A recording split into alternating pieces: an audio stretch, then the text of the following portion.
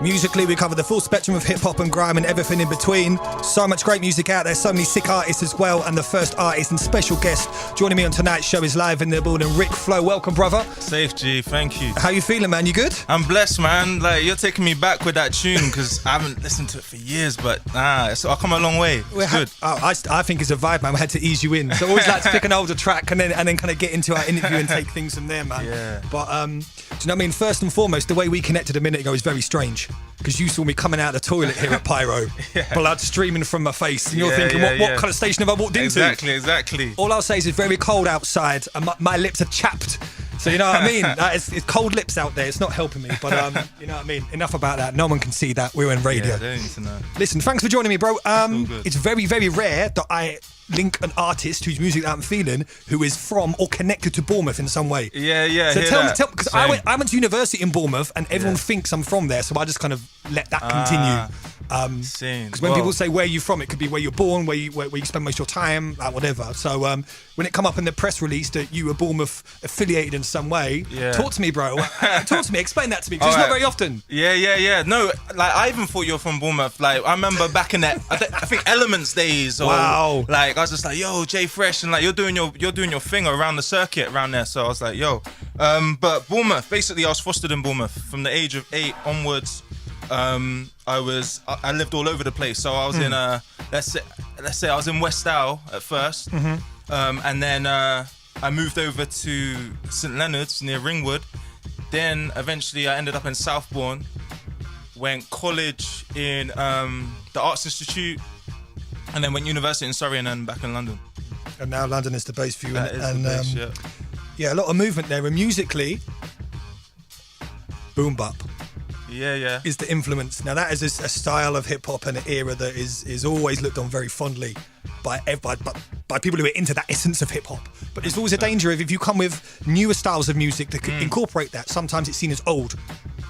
You know what I mean? So for 100%. You and the music that you put together, like the record we just played, Ride, and the new record we're going to get into, that's something you've embraced, but you put your twist on it 100%. To keep it contemporary. So like influences for you growing up musically, I mean, they must be quite varied. Yeah, bruv. I mean, you got Tupac and Lauryn Hill on one side, then you got, I feel like, the Nas Illmatic, I'm not even saying Nas Illmatic, Dizzy Rascal's Boy in the Corner album, like the whole spectrum. Like being in Bournemouth, it just used to get like tapes from Radio 1. I don't think even before 1 Extra, I'm showing my age now, even before 1 Extra, I remember 3 o'clock in the morning, Dream Team sessions, and I was recording More Fire Crew, Pay As You Go, Shiesty, if anyone remembers her, shout out to Shiesty. Like, yeah, like it's eclectic.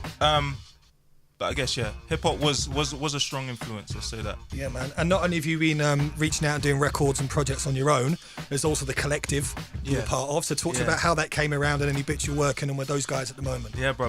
Jungle Brown's been a blessing, man. So we're all connected in Bournemouth. Like, we used to go back, like, let's say summer holidays, we used to make tunes together.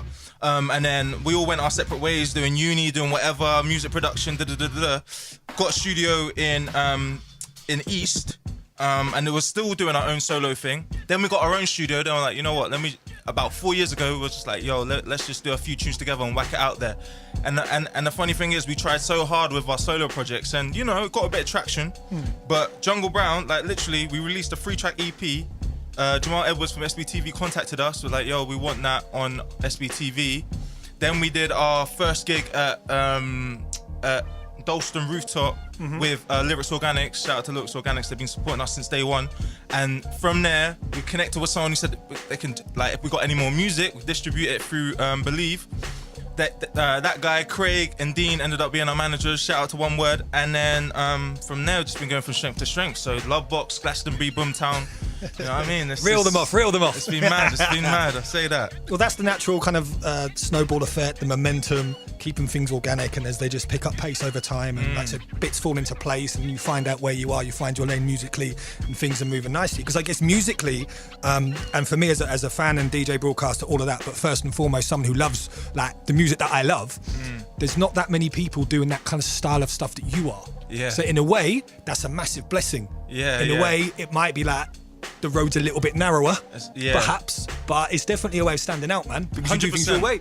You know what? It's been a funny thing for us as a group because we've been accepting it. I'll be honest with you, we like at first we were just like resisting it because when people say, oh, they're trying to do that golden era old school hip hop, we're not That's old gone. school. That's gone. It's not DJ Premier. Forget exactly, it. exactly. We're not trying to resurrect something from the past. We're just trying to put our own spin on something that we love, but trying to update it. So yeah, it's funny. But the blessing has been we had a booking agent before that. Diplomats of Sound. I wasn't gonna mention them, but fuck it. Diplomats of Sound, and whenever they had a whole roster of US acts. So when not Fugees, I'd love to support the Fugees, but Lauryn Hill won't make that happen. Put it out there. Put it in the universe, Exactly. man. You never know. Yeah, make it happen. But yeah, the Far Side, Big Daddy Kane, De La Soul, Like kingpins of that era. exactly. So when the blessing has been supporting them and just watching them from the side of the stage and being like, yo, okay, that's how you do a show. So We're all learning at all stages. Even when you think you've mastered your thing, you'll see someone do something or hear someone do something and think, rah, I've got to keep going. But that competitive nature is good. It helps you elevate your game and keep going and progressing, man. 100%. So yeah, man, it's been a blessing in disguise because at first we'll be like, nah, we want to be supporting J. Cole, Kendrick, like everyone else. But yeah, nah, that's just the fact that we've been in this bracket that we didn't initially anticipate has got us to where we are. So. Exactly. And I think now more than ever with Spotify, with it's bait, but with social media, with Instagram, you can really reach out and connect with your fans. You can now do you. Authentic is the word that's overused, but just do you. And there may be fans in Japan or in India or in China or anywhere, and you end up doing a tour over there that you never thought. Because 100%. A few years ago, those tools weren't in place, and everyone's thinking might have been a little bit more insular. But that's good progress, man. Speaking of progression, we played one of your older tunes. We're now going to get into your latest track. Again, pure positivity. Is it best life, or is it the whole hashtag like living my best life over rinsed girls in Dubai, that kind of thing? Nah, there's a couple girls in Santorini, but I gotta go anyway, so it wasn't even like wow, that. I didn't mean to do that live on air. I didn't mean to do that. Nah, you know what? I'm releasing a project called Home, which is basically. I found an important subject to foster kids or people leaving care, because it's like if you haven't, if your parents, well, if you haven't got no parents, I was gonna say if your parents are the government state, then what is home to you after you've come out from care? And I felt my first project, A Boy Called Rick, was the whole point of it was to show young people, regardless of their past, they can make a positive future. So I wasn't sure if I wanted to carry on that theme because I didn't want to be in a pigeonhole of like, oh yeah, foster care rapper or whatever. And it was sort of therapy for me, and I knew I moved on.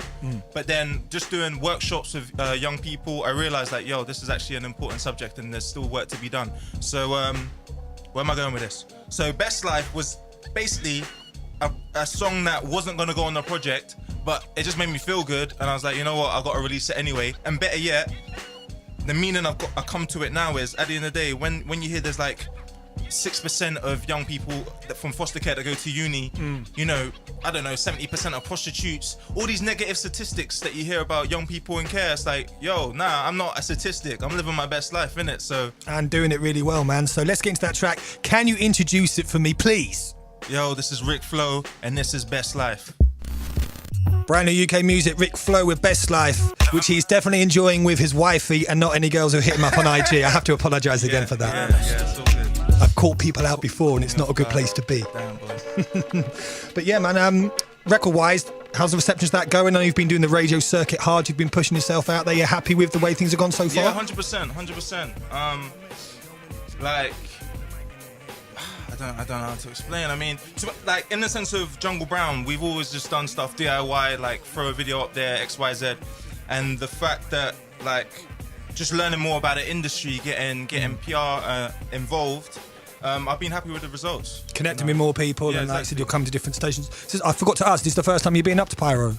Second time, there we go. So I'm not groundbreaking or pioneering in any way. I'm just seconds. That's it. Nah, not at all. But listen, as we look ahead to 2019, what bits and pieces have you got on the horizon that we can let your fans know about? Because that's important. Maybe a couple tunes dropping in the first quarter, solo-wise. And then the big thing that's happened is that Jungle Brown's just been signed to a label. Congratulations, bro. Thank you, bro.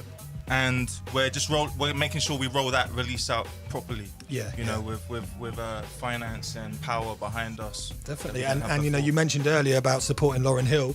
I mean, you know, put it out there in the atmosphere, put out that good energy. Yeah. Who's to say it can't happen, man? Bruv, you know what? The label, shout out to Mr. Bongo.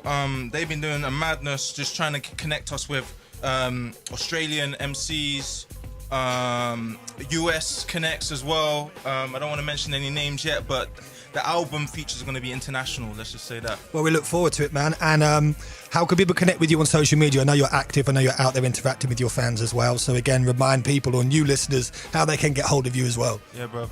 It's RIC FLO Music on all social media platforms. So that's RIC FLO Music.